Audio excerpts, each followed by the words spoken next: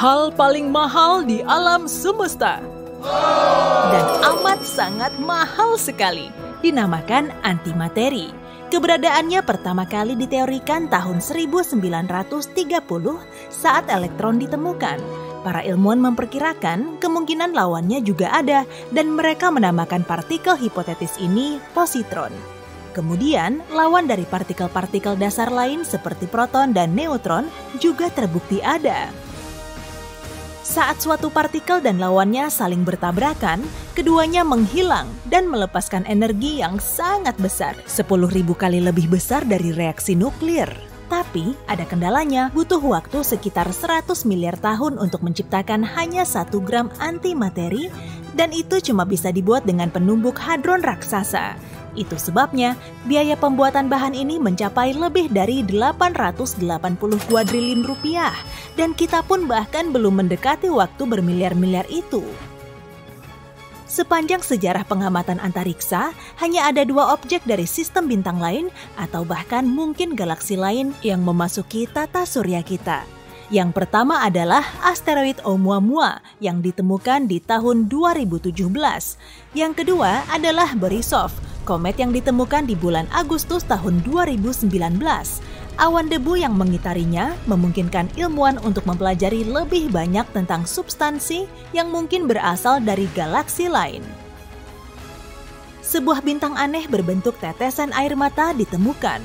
Masanya hampir 2 kali lipat massa matahari dan bentuknya menyerupai tetesan lava besar akibat bintang kata yang berada di dekatnya. Bintang kecil itu menarik energi kakaknya dan itu membuat permukaannya berubah. Lubang hitam juga bisa melakukan hal itu. Ada bintang yang jauhnya sekitar 215 juta tahun cahaya dari kita dan mengalami spagetifikasi akibat gravitasi lubang hitam di dekatnya. Para astronom di bumi harus menggunakan lusinan teleskop untuk mencatat kejadian itu. Akhirnya, mereka melihat lubang hitam yang menelan sebuah bintang. Bintang itu meregang sampai menjadi seberkas materi tipis. Saat melakukan itu, lubang hitam juga mengeluarkan miliaran ton materi bintang ke antariksa. Tapi, sekitar 250 juta tahun cahaya dari sini, ada kisah survival menakjubkan. Di tahun 2020, sebuah bintang merah besar bergerak terlalu dekat ke lubang hitam masif yang 400.000 kali lebih berat dari matahari. Bintang itu terperangkap dalam tarikan gravitasinya. Normalnya, bintang itu tidak mungkin lolos karena sekali lubang hitam menangkap sesuatu, mangsa itu tidak akan pernah dilepaskan. Tapi kali ini, entah bagaimana, bintang itu berhasil menjauh. Sebagian besar lapisan luarnya sudah diisap oleh monster hitam lapar itu dengan hanya meninggalkan intinya yang cair, katai putih. Dan dengan hilangnya massa ini, bintang tersebut melepaskan diri dari kungkungan lubang hitam dan mulai mengelilinginya dengan orbit yang makin besar. Tapi, para ilmuwan yakin katai putih itu masih terpenjara selamanya sebab lubang hitam masih terus mengikisnya meskipun bintang itu makin menjauh. Nantinya, bintang itu akan mendingin dan menjadi planet yang sangat mirip Jupiter. Tapi, itu hanya bisa terjadi sekitar 1 triliun tahun. Aku sudah tidak ada lagi saat itu, dan itu jauh lebih lama dari umur alam semesta sejauh ini. Sudah terbukti bahwa planet bisa mengitari lubang hitam seperti bintang. Energi dari lubang hitam akan menggerakkan planet itu. Tapi untuk bertahan dalam kondisi seperti itu dan tidak tersedot ke dalam horizon peristiwa, planet itu harus mengorbit dengan sangat cepat, hampir mendekati kecepatan cahaya. Lubang hitamnya pun harus berputar dengan kecepatan yang sama. Gak kebayang kehidupan seperti apa yang ada di planet itu? Pasti cepat ya. Gempa bumi di bulan, atau seharusnya gempa bulan ya, bukanlah kisah sains fiksi. Gempa itu memang tidak terjadi sesering di planet kita, dan saat terjadi, lokasinya mendekati pusat satelit alami itu. Para ilmuwan memperkirakan gempa bulan mungkin disebabkan oleh gravitasi bumi dan matahari. Gempa Mars juga ada loh. Selama ini, planet merah itu dianggap tidak aktif secara tektonis. Tapi, makin banyak pengamatan baru-baru ini yang menunjukkan bahwa Mars masih mengalami gempa lemah dari waktu ke waktu. Kamu bahkan tidak akan bisa merasakannya andai kamu berdiri di permukaan Mars. Tapi itu berarti proses geologis masih terjadi di bawah lanskap merah dan berdebu itu. Pada jarak 640 tahun cahaya dari matahari, para ilmuwan menemukan planet WASP 76b dan di sana terjadi hujan besi. Planet itu sangat dekat dengan mataharinya dan selalu menghadapkan sisi yang sama ke matahari itu. Istilahnya adalah penguncian pasang surut. Suhu di bagian yang terang sangat tinggi, sampai-sampai logam bisa meleleh dan menguap di sana. Sementara setengah bagian planet lainnya cukup dingin dan logam bisa membeku lagi, lantas membentuk hujan. Omong-omong soal penguncian pasang surut, bulan kita juga sama. Sisi gelap satelit kita itu tidak pernah kelihatan. Bulan selalu menghadapkan satu sisinya ke kita. Saat kebetulan bulan berada di antara bumi dan matahari, yang kita sebut sisi gelap menjadi terang benderang. Tapi kita tidak bisa melihatnya dari bumi. Penasaran? Ternyata di alam semesta dan bahkan di galaksi Bima Sakti ada banyak planet yang punya air dalam bentuk cair dan beku di permukaannya. Yang terdekat ada di tata surya kita, yaitu Europa, salah satu satelit Jupiter. Para ilmuwan hampir merasa yakin ada lautan air cair di bawah permukaan beku Europa. Tapi masih terlalu dini untuk merasa senang akan kemungkinan adanya kehidupan di planet seperti itu. Air yang cair hanya salah satu dari banyak persyaratan yang harus ada agar kehidupan bisa terwujud di sebuah planet. Faktanya, ada tempat yang jaraknya jutaan tahun cahaya dari bumi, di mana terdapat awan antariksa yang seluruhnya terdiri dari air. Air itu banyak sekali, sampai-sampai bisa mengisi semua lautan kita lebih dari 140 triliun kali. Wow, banyak juga! Sebenarnya, air di bumi adalah teka-teki yang diliputi misteri dan diselimuti rahasia. Teori paling terkenal adalah air dibawa ke planet kita oleh komet dan asteroid yang mengandung es.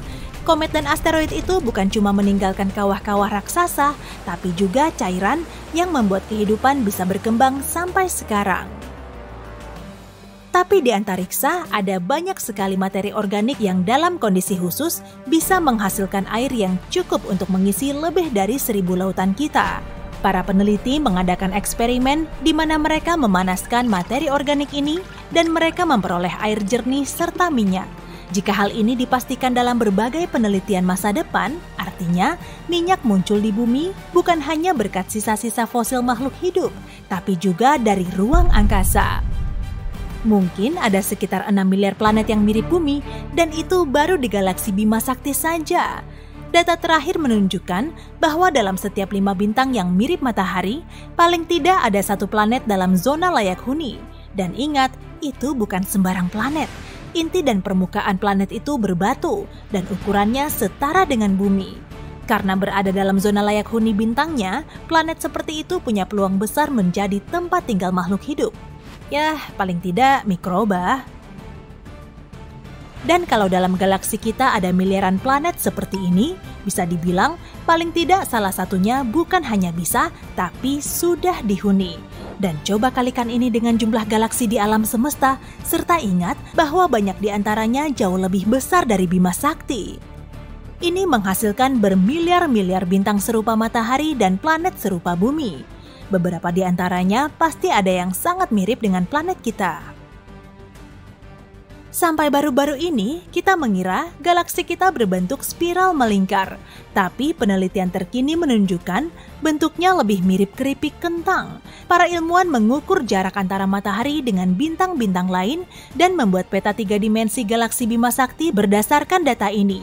Ternyata galaksi kita agak melengkung di tepi-tepinya dan berbentuk huruf S. Oh iya, kita bisa berjalan tegak di bumi mungkin karena ledakan supernova. Sekitar 2,5 juta tahun lalu, sebuah supernova mengirimkan sinar kosmik ke planet kita. Ini memicu sejumlah badai listrik di atmosfer bumi yang berubah menjadi badai petir. Lalu badai petir ini menyebabkan kebakaran hutan di Afrika Timur Laut, tempat nenek moyang kita yang terdahulu tinggal.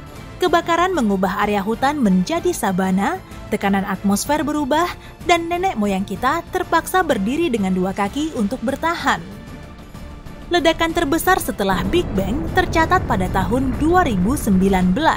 Ledakan ini terjadi dalam gugusan Ophiuchus yang menyatukan ribuan galaksi.